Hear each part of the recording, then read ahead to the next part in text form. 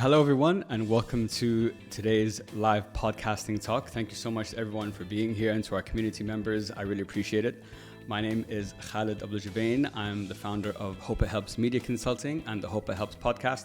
And for today, guys, I just wanted to give you a high-level overview about podcasting. What is it? What are some of the roadblocks that stop people from launching podcasts? Some tips and tricks, my framework on how I work with clients and how we build podcasts, and what the podcasting process overall looks like. So please, if you guys have any questions and whatever, please make sure to put them at the end. I'm more than happy to answer all of them. And with that in mind, guys, let's get started. So you want to start a podcast. Who doesn't, right? So a little bit about myself, guys. As I mentioned, my name is Khaled. I launched my podcast 4 years ago. And I produced in that time over 110 episodes, over 25,000 downloads. I've had the privilege and honor of speaking to people from all over the world, from all walks of life. And I've really seen the power of podcasting, not only for myself as a brand, but also as a result of that, I was able to launch my podcasting business. So the business is called Hope It Helps Media Consulting. I launched that last year.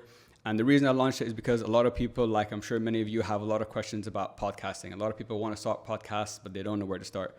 So what I do is I help companies and brands launch podcasts. Some of the clients I've worked with include the American University of Dubai, which I launched their podcast. I'm also the host of their show. The Kanu Group, Trends Research and Advisory, and many, many more.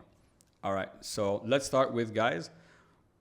A lot of people have questions about podcasting, and a lot of times there's a lot of roadblocks. I want to just break through those and help you guys walk through what are the typical challenges people are facing, or what I hear from clients when it comes to launching a podcast. So, the roadblocks. Number one, I'm sure you've all felt like this at some point. Where do I start? Now, when it comes to podcasting, guys, there's a lot more that goes into it than just sitting down and recording. I used to think that's how it was. You know, you get two microphones, you put two people across, you sit down, you record, and now you have a podcast. But I learned the hard way. There's a lot more that goes into it, and there's so many things to keep in mind before you even press that record button. So not knowing where to start is one of the main challenges that I hear from a lot of people. Next is, a lot of times clients will tell me like, hey Khaled, we want to start a podcast. And then the question I ask immediately is why? And a lot of people want to get into podcasting now, and it's become, you know, the new main trend, and it's very popular, but they don't have a clear vision of why they want to start a podcast. What's the message of the show? What's the strategy behind it? So as I mentioned previously, there's a lot of things you need to take into consideration before you even press record, and you have to start with the reason as to why do you want to launch a podcast. A lot of people are unfamiliar with podcasting, so they don't understand how it works. They don't understand the value that podcasting can bring. They don't understand the technical sides of it. So, and especially in this part of the world compared to other markets, like for example, the US and the UK that are ahead of us when it comes to podcasting, there's still a lot of questions here and a lot of lack of education on the power and the true value of podcasting and what that can bring, not to yourself just personally, but also to your business as well. Technical challenges. So this is one that I hear from a lot of people. You know, they always tell me like, Khaled, I want to start a podcast, but how do I record? How do I edit? How do I post? How do I do all of these things? So the technical challenges, I understand, can be overwhelming when you get started, but once you do, it's quite simple, and there's a lot of amazing resources and tools out there that can help address all these problems for you. And if you're someone who's not very tech savvy or whatever, you know, there's a lot of great people and great studios out here that will help you actually take care of that whole side of you, so you can just focus on launching and working on your podcast. Workload. Now, this is also one that I hear from a lot of clients. They tell me like, Khaled, I want to launch a podcast, but I don't have the time. And I understand that. And I think people have this misconception that podcasting is this thing that you have to be producing and recording podcasts consistently. But what I tell all my clients is start small, start simple. Think about with what time you have, what frequency of releasing podcasts or episodes works with your schedule. It doesn't have to be once a week, doesn't have to be bi-weekly. A lot of my clients or a lot of people I work with, I always recommend start with one a month. Run that for a year or for 6 months, see how it goes, get that feedback. It's not too much pressure on yourself, and it will take away a lot of the headache of doing it on a weekly basis. So for example, my show is a weekly podcast, and I can tell you guys from experience, it's a lot of work to do on a weekly basis. So if you don't have the time, That's not what I would recommend. Pick a frequency that works for you, make it simple, make it comfortable, and build as you go along. Down the line, you can always make it more or make it less. Typically, you don't want to make it less. That's why I always say start small and then build up as you go. So the $1 million question, why? Why should I launch a podcast, Khaled? That's a great question. So a couple of things when it comes to podcasting, guys. So number one, there's no barriers to entry. Anyone can start a podcast, which on one side, people will look at it, I was like, oh, that's a lot of competition. But on the other, that means that anyone can get started and launch a podcast whenever they want. It has allowed me, I can speak from my personal experience, to grow my network, not just locally, but globally as well. I was actually looking at the statistics recently of my show. So obviously the UAE is number one because that's where I've had most of my guests, but then comes, the USA, and then come places like the Netherlands and so on. So it really allows you to get global exposure in a very, very authentic way. Podcast audiences are super premium because unlike, let's say we all follow people on Instagram, right? How long does it take for you to click a like on someone's post? Less than a second. But how engaged is that audience really with the person that we're following or with that brand? But when it comes to podcasting, your audience, these are people that are coming week in, week out to listen to you and spending 45 minutes or sometimes even hours of their time with you. So you build a very special connection with your audience. You build trust. It allows you to become a voice of authority in your industry. So when I work with clients, I always tell them, think about who are the target audience you want to go after, and then create a podcast that supplements or hits that target audience specifically. Because that's where you're going to get the best return on investment, and that's how you're going to probably grow your podcast in the fastest way within whatever niche that you decide to go with. Podcasting, one of the benefits of it is you can reach people anywhere at any time. Whether you're working, cleaning, shopping, whatever the case might be, you can always just put on a pair of headphones and listen to a podcast. So that gives you access to people in ways that maybe other marketing platforms or other marketing tools don't allow you to do so. And most importantly, podcasting, guys, when I speak to people, it's the best or probably most powerful brand awareness tool that you have right now.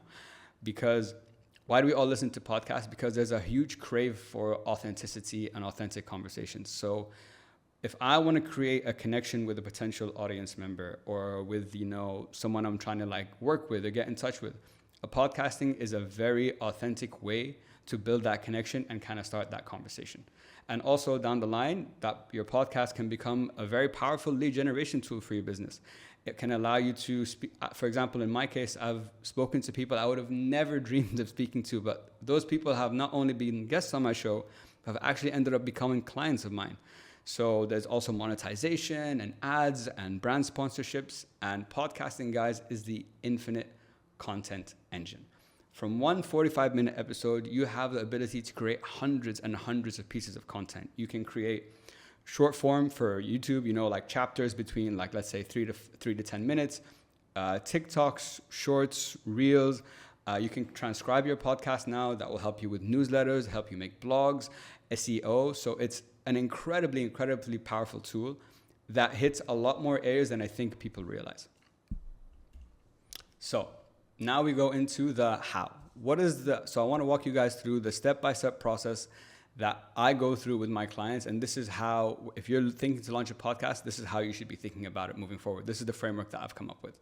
So the Hope It Helps framework, and it's split into 5 stages. So number one, and I think I can't stress enough how important this is the podcast strategy. So that's where we identify the who, what, where, when, and how. So we talk about who is the audience we're making this podcast for? Why are we making this podcast? What I mean by that is, what is the message that we're trying to get out there? What type of show are we going to have? How often are we going to be posting the content? On what platforms and so on? So the strategy is the foundation on which everything else is going to be built in the future. Now, of course, the strategy is an ever-evolving thing, and down the line, you might twist and tweak a few things, but the key messaging of your show is never going to change. So production might change, guests might change, a couple of things might change, but the message of your show is never going to change, and that's the foundation and most important aspect in this entire process. Next, we move on to content plan and scheduling. So as I mentioned, podcasting is an infinite content engine, guys. So you need to create a content plan or a content calendar to continuously be pushing out content on all the relevant platforms that you want to be on. And the reason for that is, let's say I release my podcast today. And let's say I have an audience of X amount of listeners. Now, some people are going to go and listen to it on that day. But sometimes people are busy. They forget. They didn't see your post about it. So you need to think very strategically about what is the type of content I need to be putting out and how often and when and on what platforms to keep pushing people back to go and listen to the full episode, because that's what we want at the end of the day. And nowadays with, things like TikTok, the exposure you can get, if you get one reel that goes viral, that could be a game changer, not only for your podcast, but for your business as well. Number 3 is the guest outreach. Now, this is where we talk about who are the type of guests we want to have on, why do we want to have them on the show, what value can we add to them, and what value will they bring to us. And when you're reaching out to a guest, I've split it up into 3 steps. So number 1, and this is what I do, for example, on LinkedIn, and I've had, I think, probably about a 90% success rate going with this formula. So number 1, you go with, hi, X, this is what my podcast is about. And then I'll tell them, I would love to have you on the show. And then I do some research, obviously, look through their profile and so on, and put maybe 3 points of I'd like to talk to you about, your experience building this or doing that or whatever the case might be. Make it a personalized message. And then at the end, you give them a call to action. So, of course, there's obviously no pressure, but would love to have you on the show. And usually 9 times out of 10, if you go with that framework, people are going to be very inclined to come on your show. Number 4 is host training. So this is something that I believe is very important because the host will make or break your show. So when you're thinking about launching a podcast, be very conscious of who's the guest or who's the host that you're going to have for the show. Because you could bring the best guest in the world, but if the host isn't doing his job, then the episode's not going to be great. And if the episode's not great, the guest's not going to have a great experience. And then on the long term, it's going to be very, very difficult to build your show. So what I do with clients, or what I would recommend to people, is if you're about to launch a podcast, let's say you're going to be the host, do some mock recordings, get some mics, sit down, record, and just speak about anything. Just prepare, get yourself used to asking questions, get yourself, used to that interview experience. Because interviewing is, when I started, for example, I had never interviewed someone in my life, but now I've done it so many times that obviously I've developed my skills and so on. And interviewing and becoming a good interviewer is just it's like reps in the gym. The more you do it, the more you practice, the better you're going to get. And last but not least is the activation on platforms and the technical side. So that's thinking about what type of show are we making? So is that audio? Is that video? What type of equipment do we need? And sorting out all the back end. So what hosting platform will we use? Will we use SoundCloud? Would we use Buzzsprout? And what platforms, this is an important one, do we want to be on, or where is our audience on? So let's say if our audience is all on LinkedIn, then that should be a platform that we really focus on pushing. If our audience use Spotify more than Apple, then maybe we should be on Spotify. But when it comes to selecting the platform, guys, there's no diminishing returns. Being on more platforms does not affect you in a negative way, but you're going to see with time that your audience is going to be centered around a couple of key platforms. So being conscious of where that audience is and where they are will help you a lot down the line, just make things a lot smoother and easier for you. Now the process. So in this section, guys, I'm going to walk you through the typical process that you're going to go through for every single podcast episode that you guys do. All right. So first of all, this is the pre-recording stage. So you've reached out to the guest. They've said yes. They've agreed to come on your show. This is when you do your research, and research is so important, guys. The more research you do, the better questions you're going to be able to ask, the better conversation you're going to have, and the better experience your guest is going to have. And at the end of the day, I always judge the success of an episode on the guest experience. If the guest has had a good time on my show, then I know I've done my job correctly. And if you do your job right, that guest can open potentially a lot of doors, because they'll be like, oh, actually, I had a great time on the show. I know someone who you'd probably love to speak to. Why don't I connect you with them? And boom, now your network grows. I can tell you from one guest has brought me maybe 5 or 10 as a result of it. And your network just grows and grows and grows. So preparation, super important. Then it's the actual recording of the episode. So things to keep in mind when you're recording. Number 1, a lot of times when you're recording with someone, this might be the first time that you guys meet. So a lot of times the guests I've had on my show, we've never met in person. So it might have just been a LinkedIn conversation. You know, I reach out to them, they've said yes, but we don't have that rapport yet. So as the host, you want to make the guest feel as comfortable as possible, as quickly as possible, because that's when you're going to get the best value out of them during your conversation. And as the conversation goes on, if you're doing your job right, you'll notice them start to loosen up and enjoy themselves even more. And obviously a key thing is make sure all your equipment is working. I've made these mistakes in the past. You know, I recorded once with someone and I thought everything was working and it was set up, and we spoke for an hour and it was amazing, and I had forgot to press the record button.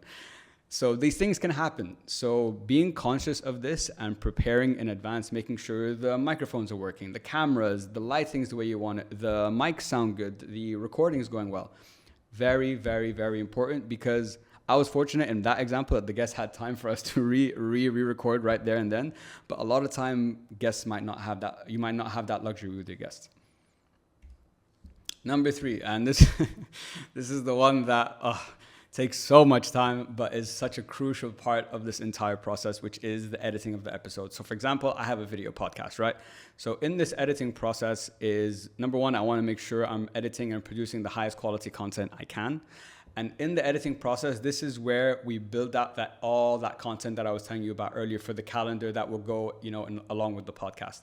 This is where we do the thumbnail designs, we think of the titles, we make the clips and the shorts for all the platforms.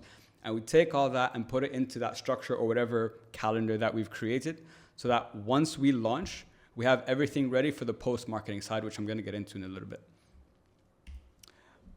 So we've recorded, there's a pre-recording, we've recorded, we've edited, and now we're launching. So when you release your podcast, as I mentioned before, it's releasing in all the platforms that you guys are on. So that could be Spotify, Apple, Anghami, YouTube, LinkedIn, Instagram, whatever the case might be. It's posting it across all your platforms and all your channels. Very, very important, because you don't know where someone might or might not have heard your podcast. So you have to spread your net wide along the content or the platforms that you've decided to be targeting. And then the most important thing, guys, and this is one of the biggest mistakes, honestly, that I made in my podcasting career, and I'd say only in the last year and a half I've really, really improved it, is repurpose your content. It's I have over hundreds of hours of content. It's such a shame to not be maximizing on the content that you have. So that's why the editing process, putting in that work, is what's going to help you make the process as smooth as possible and set you up for success in the future. So you can keep, like I said, pushing people back. Hey guys, did you miss the episode? Check this out and go back and listen to it. And that's kind of the whole idea with this. So repurpose your content as much as you can. And just to round off our conversation for today, guys, I just want to share with you a couple of tips and tricks that I have used that have been very helpful to me, and lessons that I've learned in my podcasting journey that I wasn't aware of before. So one of the key ones that I hear from people is the dream guest fallacy, right? So I've had people on my show that have lots of following and a big audience. And in the early days, I used to think if I just get that guest, it will take me to that next level. That's not necessarily the case. Now, guests are important. And obviously the bigger guests you have, they have bigger audiences. So it is something to keep in mind and to think about. But more importantly is consistency. That's how you're going to build trust with your audience. That's how you're going to build that loyalty with your audience. So your audience knows that whether it's once a month, bi-weekly, whatever, let's say once a month, the first of every month, Khaled's podcast is coming out. And that's the expectation I've built. And that's the expectation that I have to deliver on. So bringing a big guest on your show is great. It might get you a lot more listens or exposure for that specific episode. But that doesn't necessarily mean those people that listen to that episode, because they're his audience, are going to translate now and become consistent listeners and followers of your podcast. So consistency is super important, and I'd say it's even more important than the level of guest, at least in the beginning. Then, as I mentioned, select the frequency that works with you. Don't make this more difficult than it needs to be. Think of something that works, that you have the time for, that is within your budget as well, something also that you need to think about. So make it simple and just build as you go along. Start small and we'll build as we go along. For businesses, I always recommend, if you're launching a podcast for your business or even maybe personally, My recommendation is always to go as niche as possible, because that's where you're going to get the maximum impact and probably the best return on your investment, and it will allow you to build your audience faster than if it was general. So for example, my show is called Hope It Helps, and it's a general show. It's an educational platform, but I'm just following my curiosity and my passion. So I don't have that timeline on it or something that I have deadlines and I need to, make back some money that I've invested into this project. So that's why I say for clients, for best success, go as niche as possible. As I mentioned before, be super selective about the hosts you guys pick, because they will make or break your show. I promise you. Trust me. There's a lot of, I even go back and listen to some of my earlier stuff, and I'm like, even now, like if it was me now, I wouldn't be able to listen to it. But that's why it's so important to be very selective of the host you're going to have on the show. As I mentioned, repurpose your content, post. Don't stop posting. It's so important, guys. The marketing aspect behind podcasting has a lot more weight than I think people think. And you have the content anyway, so haram to not maximize on what you have. And coming on to the tech stuff, look, if you're not tech savvy, just you can go hire an editor. They'll take care of it for you. It won't cost you too much. And then you can just focus on the actual recording and the strategy and the guests and so on. If the tech part is a challenge for you, you can always find help to do that. And for video podcasts, video podcasting is a whole different story, because you have to think of things like location. And then with location comes budgets. You have to think about lights, cameras, and so on. And it can be a very significant investment. I've invested over 30,000 into, my equipment, just to give you guys an idea. And my equipment isn't even like the top of the line stuff. If I really wanted to go there, that's going to jump to like maybe 100 or even more. So if you want to do a video podcast, but you don't have the budget and you don't want to build a studio, there are some great studios around Dubai now that have state-of-the-art production and quality and services. And they even have different packages that they can do offers for you. They can edit your episodes. So don't let the technical side be the thing that stops you guys from running and building your podcast. And from my experience, Podster is hands down the best around. And that's about it, guys. Thank you so much for your time today. I really appreciate it. I hope I've been able to give you guys just a high-level overview on what podcasting is, how it works, the challenges, things to keep in mind. And of course, I'm here and I'm more than happy to answer any questions that you guys might have. Let's just pull up the chat. I'm just going to stop sharing my screen here. So if there's any questions from the chat, guys, please feel free to let it go. All right. So we got a couple here. Wow, these are some good ones. All right. How important is it to have a consistent theme or topic for a podcast? This is something, like I just mentioned, is super important, because you want your podcast to be known for something. Why do we listen? If you think of the podcasts you listen to them for a specific reason. So you need to think about what's that reason that you want to create to keep people coming back and listening to your show. So if you're an educational podcast, all right, it's focused on that. If you're in marketing, if you're in finance, if you're in film, whatever the case might be, or whatever you want your podcast to be about, the underlying, you can play around in like the space, but the overall umbrella or the underarching message shouldn't change, because that's the thing that keeps people coming back to your show. So I hope that clears up some things for you. The next one we have is, what are the essential pieces of equipment needed to start a podcast on a budget? That's a really good question. Something I get asked a lot. Now, depends what kind of show you want. All right. If it's an audio podcast, it will not cost you much. The best microphones on the market, or the gold standard, and you can even go below that if you don't want to spend that much, are the Shure SM7Bs. Those are the gold standard for podcasting mics. You'd need for audio, you'd need a Zoom recorder. So I have mine right here. I can show you guys. So something like this. And that's basically where my audio is recorded, like it is right now. And you're going to need some mic stands, to put the microphones in, and some XLR cables, which you'll need anyway for your microphones. So if for an audio podcast, it's not very costly. I'd say you can spend maybe, so each Shure SM7B is about 1.8, 1.6K. So they are on the pricier side. You can get, cheaper microphones that are still equally as good. But if you want the top of the line, that's what it looks like. This device is, I think, 1,000 dirhams, 1,100. So for an audio podcast with let's say 3,000 to 5,000 investment for audio, you'll be set, not just for now, you'll be set for the rest of your life. I haven't changed these since I first started my podcast, just to show you. And that was 4 years ago. Now for videos, a different story. Like I mentioned earlier, there's a lot more to think about when it comes to video. There's the types of camera, the lights, the lenses, the space, the soundproofing. So video is very difficult to answer because everyone's going to have different budgets. Everyone's going to have different ideas. Everyone's going to have different types of shows.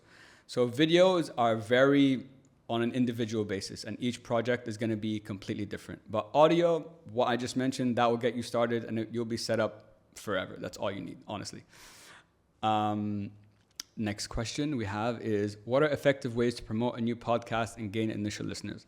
So as I mentioned, if you go niche, then you know the kind of audience that you're going to be targeting, right? So promotion and marketing is essential, and being on the platforms where your audience is super important. So let's say if your audience is more business focused and business people, you're not really going to find those kind of people on Instagram. But a great platform for you could be LinkedIn, could be Twitter. So understanding who's my audience, where are they, what platforms they listen to a podcast on, and push that material as much as you can on those specific platforms. And all different types of content. Doesn't have to all be audio, doesn't all have to be video, doesn't have to be clips and pieces. Obviously, you want to have a bit of a mix to keep things interesting. But pick a niche, figure out where the audience is, what platforms do they use, and push the marketing specifically on those platforms. And if you want to get some more awareness, you can run some small, low budget campaigns, just to get more awareness and the name of the podcast out there. But that would be my best recommendation to gain listeners as quickly as possible. And obviously, if you're smart about the guests that you bring on, that can also really accelerate that process. So if you bring on someone big who has a big audience, that might, from right off the bat, get your podcast a lot more listens and exposure than you would if you hadn't done that.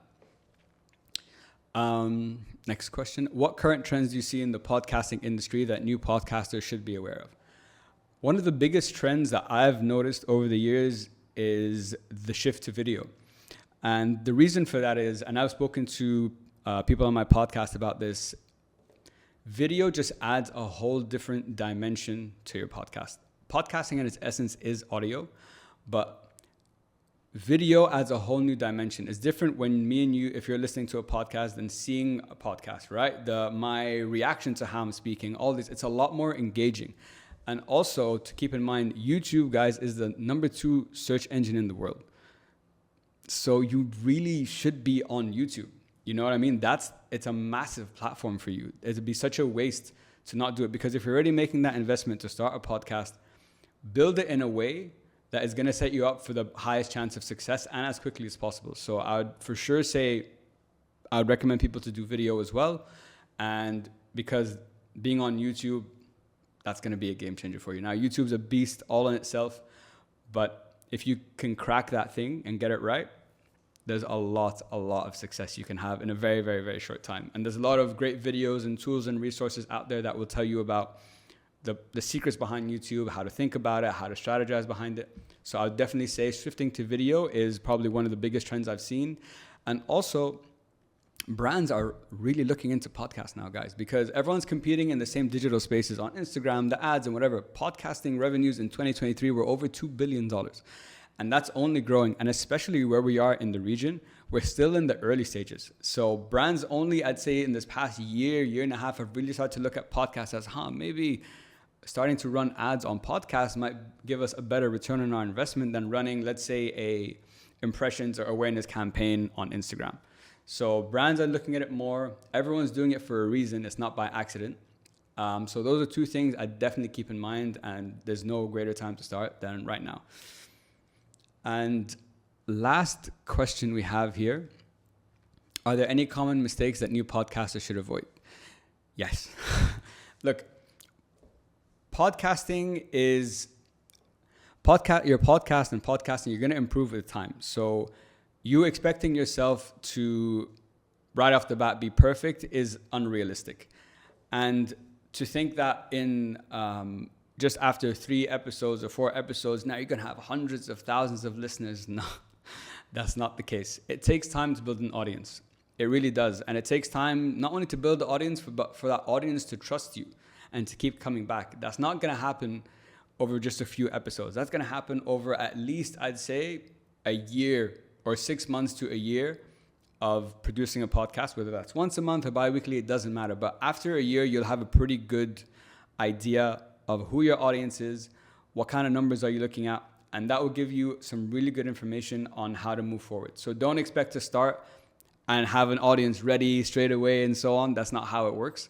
It takes time to build that trust. I think that's one of the most common ones. And 2, like I said, the tech. If you don't understand the tech, if it's something you're not good at, don't worry about it. There's great resources out there if you want to learn to do it yourself, but there's also studios and stuff that will take care of all of that headache for you. That, if you've seen over the last year and a half, why have so many podcasts now come into the market? Because studios are there. They solved one of the biggest challenge that new podcasters have, which is the technical side and the back end. So that's why you're seeing now a flood of podcasts, because everyone's going to these studios to record. So they just have to worry about the guest and, the actual recording and who they want to bring on and so on, and like the marketing of it. But all the technical side, which stops, I'd say 80-90% of people, is not there anymore. And also, if you look at the statistics, which is something also very interesting, if you look at the stats, 90% of podcasts don't make it past episode 4. And that is crazy. So although, yes, there's a lot of podcasts and maybe people will be into it like for a few months or whatever, if you can pass that threshold, you're already in the top percentage of people of podcasters globally that go beyond that, because a lot of people give up after the first few episodes. So be patient. It does take time, and look at this as a long-term project, because I think that's how you're going to get the most value out of it. And that's about it, guys. Thank you so much for attending the talk today. I really appreciate it. I hope I answered your questions well. If you ever want to get in touch with me, all my contact details are here in the network. Please feel free to reach out to me anytime. If you have any questions, I'm always happy to help. And as always, guys, hope it helps. Peace.